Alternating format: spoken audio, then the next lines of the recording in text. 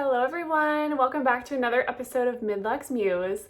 My name is Taylor and here we talk about all things mid-luxury, indie brands, contemporary brands, and in general just all things handbags. If this type of content interests you, please like this video and hit subscribe and I would be so grateful. Today we are going to be talking about 5 bags that I personally regret purchasing. Now, some of these are going to be quite controversial because I know a lot of these bags are very, very popular. So let's get started. Okay, I'm going to preface this video by saying that by no means do I dislike any of these brands. By no means am I trying to tell anybody else that they should not buy these bags. This is just my own personal opinion on bags that I have regrets about purchasing in the first place, and that maybe this can help somebody else if you are either considering buying them and to see if it's going to work for you. Maybe some of your wants and desires aren't the same as what mine are. There's always going to be a lot of variations here, and I will go over each and every bag and the reasons why I regret buying them, and ultimately what led me to sell all of them because I don't own any of these anymore. So here we go. The first one that I regret purchasing, and I'm going to be going in chronological order from the last bag that left my house to the first bag that I got. So we're going to be going backwards. So one of these I sold a few months back, somewhere in the year of 2025, and I'm going to be going backwards to a few years prior. Again, by no means am I dogging on any of these bags or brands. You're going to see I do love some of these brands, and I also do want to purchase from some of these companies. So this is not I hate these brands type of video. This is just specific bags that I purchased and here now regret purchasing. So the first bag is by the brand Monsur Gabrielle. It's the Hera bag. The Hera bag I purchased because I just really like that kind of boat shape. I want to call it a boat. Maybe it's not a boat. It's kind of got that scoop shape. To be honest, I wanted something, that had a flat bottom, something you could set on your table. And I regret this purchase. I do. I actually loved this bag and I thought it was really, really pretty when I got it. I actually really fell in love with it. The leather was like a vachetta type of leather, kind of what you would see on Louis Vuitton's handles, that lighter colored leather that will patina and get more beautiful with time and age. This specific vachetta leather was more of a tumbled look. So it had a lot of that really, really beautiful texture. It wasn't that flat light tan color. It already kind of had some of that goldenness starting to form on the bag, and it had a lot of wrinkles. It had some scratches from the cow. It had a lot of personality, and I paired it with a really cute little pizza charm. I loved this bag. I'll be honest, I did really love this bag. On the inside, it was completely unlined, so it was just the opposite side of the leather. Because of this, it did, if you overpack it, kind of show some little marks or the shape of your items if you put too much in there. For me, it was actually okay. The way I packed all my things, it didn't misshapen the bag at all. But ultimately, after some time, I started to notice that on the straps, I just felt like where they tucked the fabric under and glued it / sewed it, to me, it seemed like it was going to start coming apart. It was not coming apart when I had it. I did sell it to somebody else. They were going to use it for like a pouch. I didn't feel like the straps were great quality. I thought that the leather was nice, the glazing was beautiful, but ultimately the way the leather was tacked down on the straps in order to kind of curve it around the hardware and through the hardware and then tack it shut. I'll explain. So on my Fleuron bag, for example, it was this piece right here. So the way that Fleuron does it is they tuck the leather through the hardware, they sew it, and they also glue it. So even though it's sewn, actually, let's see here. Yeah, so they just have it glued right there. You can see, and their glue is strong. Like it's sewed down and it's strong. I'm not sure, I guess I would have to look at some pictures online of the Hera bag and their particular straps, but I felt like it was going to lift. I just kind of saw that it wasn't going to stay nice. Now, I do have some glue that I could have tacked that down with my own leather glue or my own rubber cement, and that would have been fine, probably, honestly. But I just didn't like that. I felt like for what I spent on the bag, I want to say it was around the $400, $500 range. It just turned me off from that. I didn't like that. Between those straps and the vachetta, this was supposed to be, a lot of these bags, when I purchased them, were supposed to be my one and only bag. I didn't want to have a big, large collection of purses.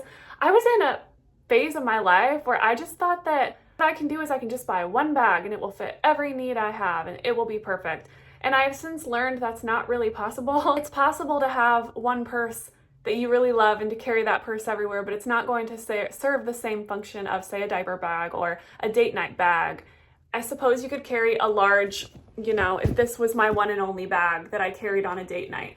I could. It's pretty enough to do that, but functionally, would I want to have a bag this big to go on a date night? Probably not. No, probably not.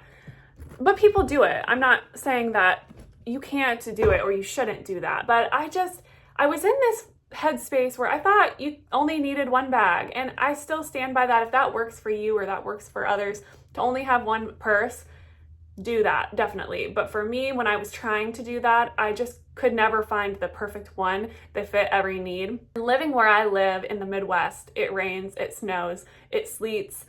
There are sunny days and then there are rainy days, and I didn't want to mess with this vachetta constantly, worrying about if it was going to get wet, and it was supposed to be more of a hard wearing bag for me, and I didn't think that that was a great bag to carry every single day. And it worked for the time period I was using it, but I just wanted something else. I wanted something a little harder wearing and something that I felt like the quality was there a bit more, and so for me, the Monsur Gabrielle Hera bag just wasn't it. Now, if you love this type of bag, this is a great maybe bag to add to your collection if you live somewhere warm. Maybe you live in Arizona, you don't have to worry about the snow. See if that would be maybe a better option for you. So I'm not saying don't buy this bag. I do stand by the fact that the design of the bag was beautiful and the leather was absolutely beautiful. All my things fit in it perfectly. You've seen what I pack before if you go back to my other videos. My Pelletteria bag and my Fleuron bag. Those two bags carry my everyday essentials perfectly. And so I would equate the size to like the size of a Fleuron mini bag, maybe even slightly bigger because it just fit my stuff better, I would say, even than the Fleuron. So again, it's not a bad bag. It's not a bad one. I did like it, and I actually loved it when I first got it. I just saw that over time it wasn't going to work for me. The next bag is going to be quite controversial because I know a lot of people love, love, love this bag. And I wish I did too, to be honest. This bag is the Longchamp Le Pliage. Yeah, it is. I have a couple of gripes with this bag. So I had originally bought the Le Pliage in the size medium as my diaper bag, mom bag.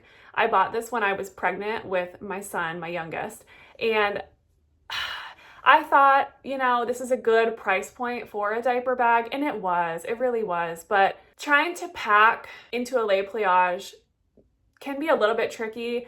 I didn't like the way that all of my stuff kind of jumbled around, and I did get a bag insert, but even some of those Amazon inserts I think are more for purses and less for diaper bag type of thing. So I ended up selling it because I didn't like any of the bag inserts. I felt like, sure, I could put a bottle in some of the small little pockets, but the diapers would have to sit in the main compartment, and because of all the other pockets that just didn't leave enough space, but the size large Le Pliage was going to be way too big because I'm kind of a minimal diaper bag packer, and it just didn't work for me. I tried with only having everything in the bag itself and everything just bounced around, and I also tried just having it in the insert. And I couldn't make it work, which made me really sad because I really love the Le Pliage. And I actually ordered it twice. I ordered it once and I sold it before my son was even born.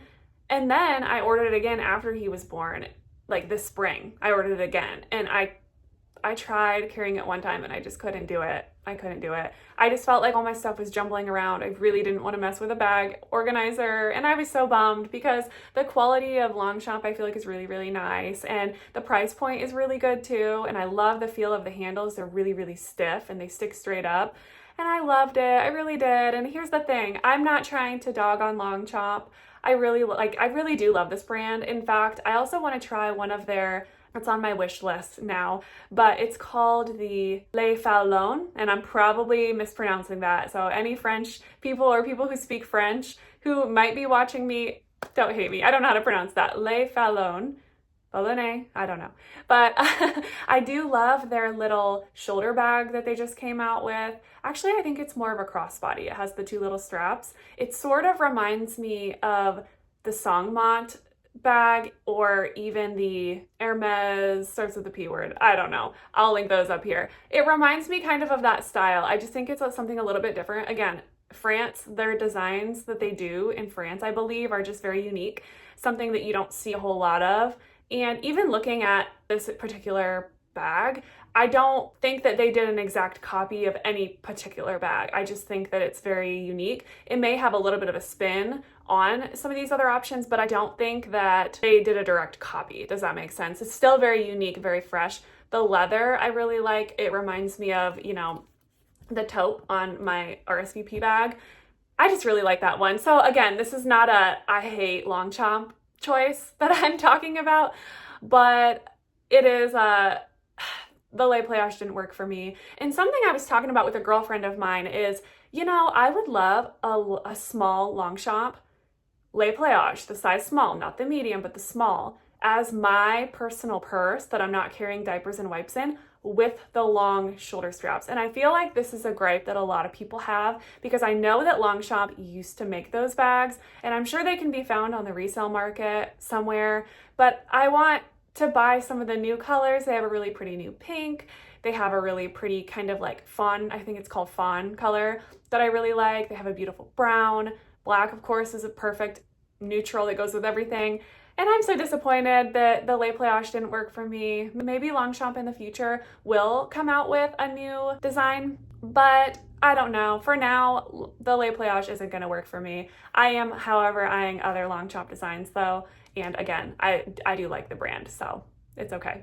The next bag I want to talk about and that I regret buying is from the brand Mulberry. Now, Mulberry is more of what I would consider a luxury brand. I wouldn't say that they are necessarily mid-luxury, although if you're somebody that dabbles in luxury, true luxury, then I guess you could say that Mulberry would be more of a mid-range luxury brand.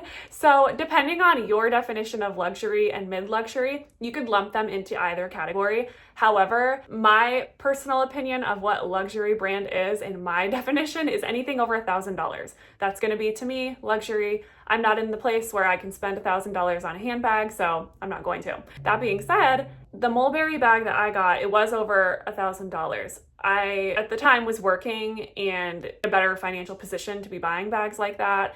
And so I was kind of in that at a time. This is the most expensive bag I have ever purchased by far. So there's that. This bag is the Mulberry Mini Zipped Bayswater in the color, it's kind of a taupe color. If you can kind of see, I have a theme going. I really love my taupes and I really love my browns and my blacks. Those are my staple pieces. So this Mulberry Mini Zipped Bayswater, I actually really did love this bag. I think the thing that kind of deferred me from keeping it was that I carried it every day for a long time. It was a really, really great everyday purse bag for me, and I carried it to work every day. I carried it out with my kids. At the time I didn't have a baby, so I was carrying it everywhere. This was my one and only. I think I might have had maybe a couple other bags, but I had sold them to have this bag, and I loved it and I carried it for a long time. But ultimately, I think the thing that I got tired of was that it was just very stiff. I think it wasn't pliable enough for me, and carrying it on the shoulder, I felt like it was kind of awkward. I guess I'm going to compare it to my Pelletteria bag. Very, very similar. If you look at this and the Mulberry, they're quite similar. I think the reason why I decided to go for this one was just because, well, it's something a little bit more special. I love that I could customize this myself. It was coming directly from Italy. I got to speak with the people who would be making my bag. Like I said, I got to choose the hardware color. I got to choose the color of the straps. I got to choose my strap length. There was a lot of things about the design of this bag that I got to pick myself. Now, is this a bag that I gravitate towards every day? No, I will be honest, it's not. I tend to like a smaller crossbody bag, but this fits all my belongings. And to be honest, this style bag, I prefer to top handle carry it. So if I'm going into a grocery store or really anywhere, I will carry it like this. I don't really personally, honestly like carrying it with the strap that it came with. And I did customize it so that I can have those options, and I want to have those options. But a bag like this really is meant to be carried in the hand or the crook of the arm. That's really the design. It's similar to an Hermes bag, I guess, an iteration of that. And those bags are carried on the crook of the arm. And again, I'm not trying to be like somebody who has an Hermes, but that's the design. That's what it is. And it's just the way, in my opinion, you're supposed to do it. So I didn't want to carry a bag like that though. I wanted something that was more hands-free because I'm a mom and I just felt like it was more convenient for me. So again, this is one of those things where I know long term, like this is a great option for me and I'm going to keep it, and it's very, very special to me and I love it. But this one bag doesn't fit every need of mine at all. Like you have to, in my opinion, for me as a handbag lover, I can't just make one bag work. I kind of have to pick and choose little bits from different brands and different designs that I like. And depending on the day or the mood or the time or how long I'm going to be out or the weather, I can hand select what is going to work for me the best. So the Mulberry, it was a beautiful bag. Also, I have stopped purchasing bags based on how they're going to resale on the market. I think that's a poor way to shop, but I don't know. I guess I thought this bag was going to work long term for me, and I spent a pretty penny on it, and my return on investment was horrible. I think I sold it for like $700 and they retail for $1,400, maybe even $1,500 now. I don't know exactly what they retail for, but I took a big, big loss on this bag, and it's okay. It's a learning lesson. The person who I sold it to ended up loving it a lot for a while. I still see her from time to time on social media. It's okay. It is what it is. It was a learning lesson, like I said. Ultimately, I probably won't buy. This is the problem I have with designer bags, is that you spend a lot of money and then what if it doesn't work out, right? So then you're having to sell it at a huge loss, because I don't think that, in my opinion, in what I've experienced, I don't feel like designer bags hold their value. I've had a Gucci wallet, I've had a Gucci key holder, and I've had a Louis Vuitton wallet, all within the past. And I always had to sell them for quite a big loss. Now, all of those were smaller SLGs. I don't know, maybe the bags sell better. I'm not willing to dabble in that. Even if I had the funds to do so, I don't want to. It scares me. No hate on anyone else who can afford like the high-end luxury, or maybe they're not reselling or anything like that. I don't want to buy a bag to think about the resale value, but if you're spending that much money, I guess I kind of do want the value to retain at least some. I feel like I went below half and it was painful, very, very painful lesson. So that is why I regret it, because it wasn't fitting my needs anymore. And I wanted to not have a top handle carry bag. I wanted to try something else at that point, and I had to sell at a loss, and yeah, that made me sad. So again, no hate on Mulberry. I actually really love Mulberry, and I've had mini Alexas before in the past and I loved them. But yeah, I don't know. So that was one I do regret, the mini zip Bayswater. The fifth bag that I regret buying is from the brand Hammitt. So I would say Hammitt is more of a contemporary brand. I wouldn't really call them mid-luxury, but they are mid-range. They are quite expensive.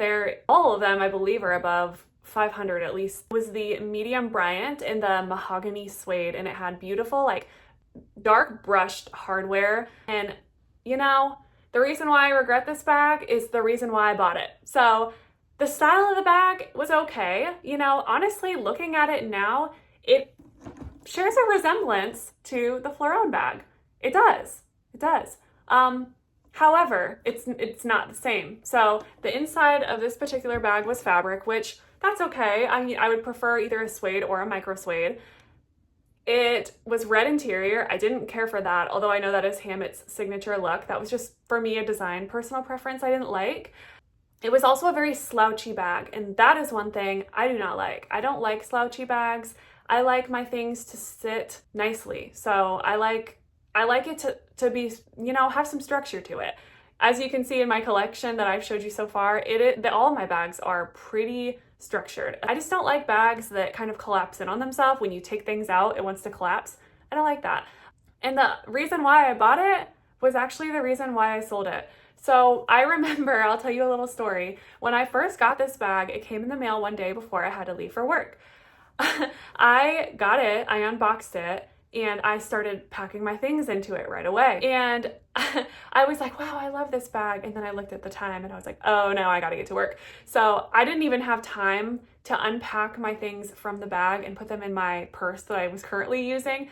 I literally just had to take the bag and go. And I still had the tag on it and everything. I just tucked the tag on the inside of the bag. How embarrassing. If my coworkers saw, why is she carrying a purse to work with a tag on it? Like, did she steal it? No, I didn't steal it. It came from the online Hammitt store. However, I just didn't even have time to cut it off. I just ran in there. So I went to work, and then at the end of the work day, what I would always do because of the nature of my job, I washed my hands.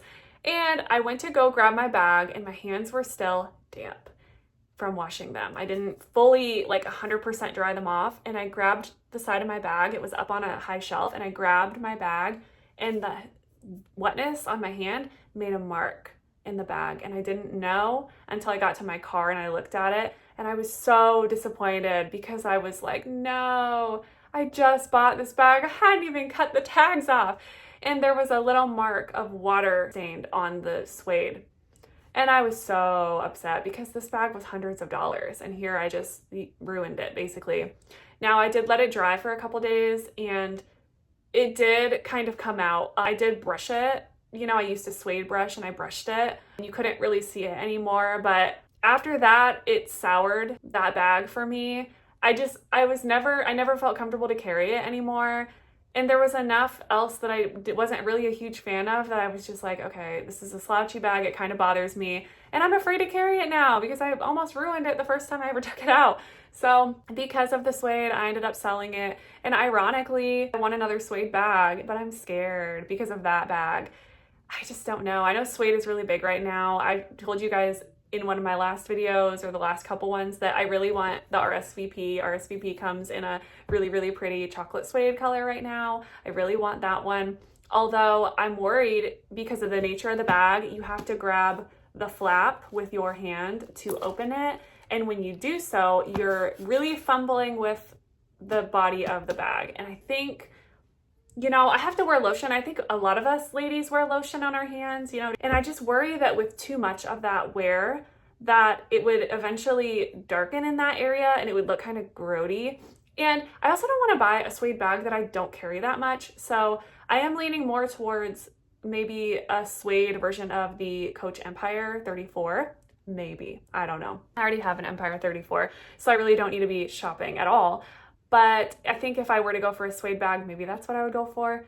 But again, I haven't bought it because I'm afraid of suede. And yes, you can buff it out, but it scares me. So I guess stay tuned on that because this is one of my bag regrets and I don't want to go and repeat the cycle. And the fifth and final bag that I regret purchasing is the Coach Rogue 25.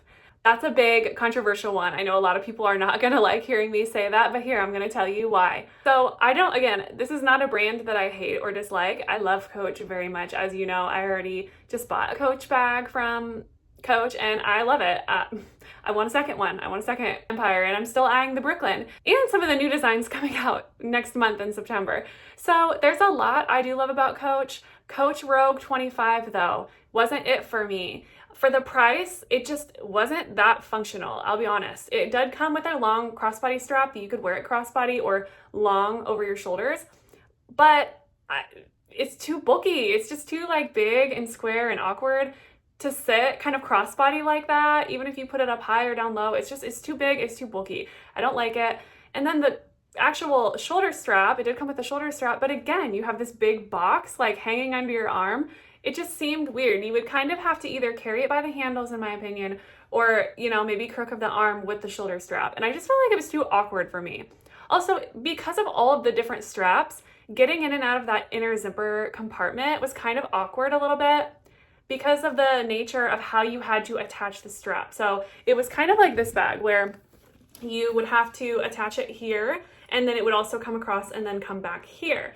And there's nothing wrong with that. But again, I feel like this design, it's not great for when you're trying to shoulder carry a bag, in my opinion. So again, this one is more crook of the arm or being carried like this. I don't plan to carry this really with a strap very often. So yeah, it was just kind of my gripe with Coach and the way that they had the zipper in the middle and it went down on the sides to open it up, and it just getting in and out of everything was kind of inconvenient. Now, I did like how they had the inner open side pockets where you could put some things that you're not necessarily worried about losing easily, like hand sanitizer, chapstick, maybe some car keys, some like things that are just easy access. I liked that about the Coach Rogue.